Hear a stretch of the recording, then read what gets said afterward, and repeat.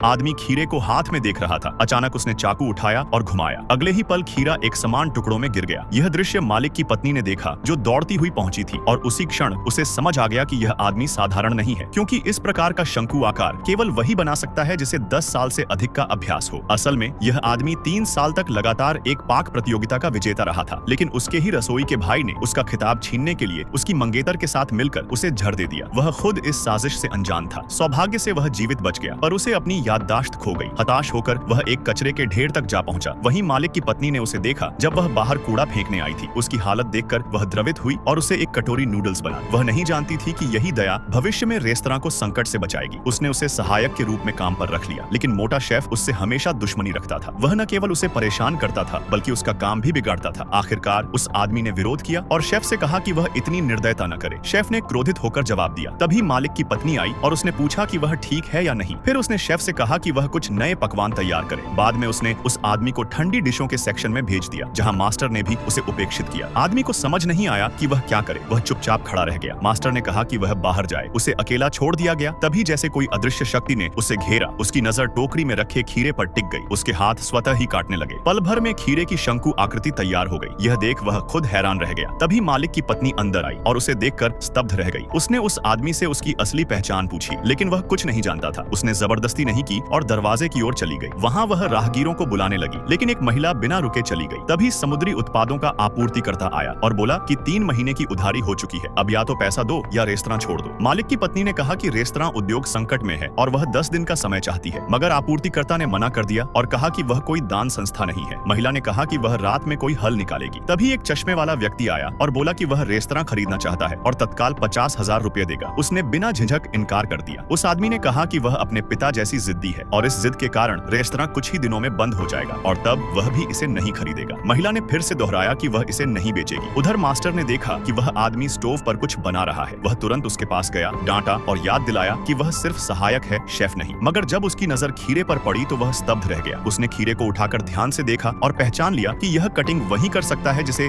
10 साल का अनुभव हो। उसने पूछा, क्या वह शेफ था? आदमी ने कहा, उसे कुछ याद नहीं, मगर जब वह चाकू उठाता है तो उसका शरीर खुद ब खुद प्रतिक्रिया करता है। मास्टर ने देखा कि वह समुद्री अवशेषों से सूप बना रहा है और वह उसकी दक्षता देखकर चकित रह गया। फिर वह आदमी अन्य सामग्रियों कुशलता से काटने लगा और सूप के लिए मसाले तैयार करने लगा। मास्टर विस्मय से देखता रहा। वह मसाले डालता गया, ढक्कन बंद किया और गैस बंद कर दी। बाहर लोग कर्ज के लिए दबाव बना रहे थे और आपूर्तिकर्ता रेस्तरां छोड़ने को कह रहे थे। मालिक की पत्नी निराश थी। एक दोस्त ने अपनी बचत देने की पेशकश की, पर वह पर्याप्त नहीं थी। महिला ने तय किया कि वह अगली सुबह रेस्तरां बेच देगी। तभी सभी लोगों ने सूप की खुशबू महसूस की और रसोई की ओर दौड़ पड़े।